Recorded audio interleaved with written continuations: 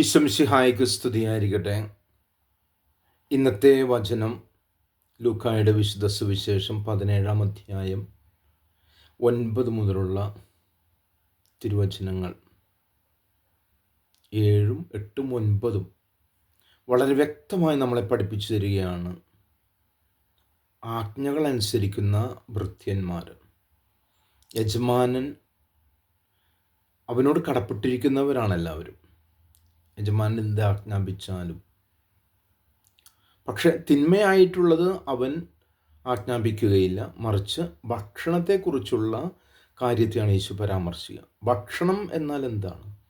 ഒരു ആനന്ദമാണത്, ഒരു അഭിനിവേശമല്ല, അല്ലെങ്കിൽ ഒരു വികാരമല്ല. ഭക്ഷണം ഒരു ആനന്ദമാണ്.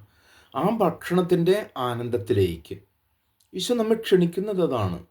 നമ്മളെപ്പോഴും സഹകാരികളായി മാറിക്കൊണ്ട്, പരോപകാരികളായി മാറിക്കൊണ്ട് ഭക്ഷണം വിളമ്പുന്നവരായി മാറുക.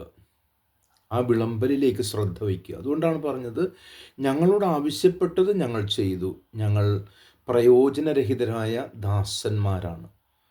ഇതൊരു ദുഃഖകരമായ അവസ്ഥയല്ല, വിഷമത്തോടെ പറയുകയല്ല. മറിച്ച് ഈശോ പറഞ്ഞിട്ടുണ്ട്, ആർക്കെങ്കിലും നിങ്ങൾ ഒരു ഗ്ലാസ് വെള്ളം, ഒരു പാത്രം വെള്ളം കുടിക്കാൻ കൊടുക്കുകയാണെങ്കിൽ നിങ്ങൾക്ക് സ്വർഗത്തിൽ നിക്ഷേപമുണ്ടാവും. അപ്പോൾ ആ ചെയ്യുന്ന പ്രവൃത്തികളുടെ വ്യഗ്രതയാണ്, അതിൻ്റെ താല്പര്യമാണ് ഇവിടെ ഈശോ പരാമർശിക്കുന്നത്.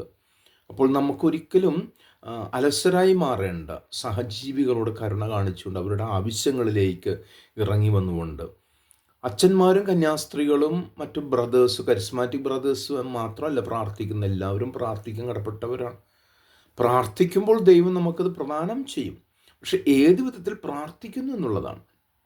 അതുകൊണ്ടാണ് ഈശോ പറയുന്നത്, നീ കതകടച്ച് നിൻ്റെ മുറിയിൽ കയറി നിൻ്റെ സ്വർഗസ്ഥനായ പിതാവിനോട് പ്രാർത്ഥിക്കുക, നിൻ്റെ മനസ്സറിയുന്ന പിതാവിനോട്.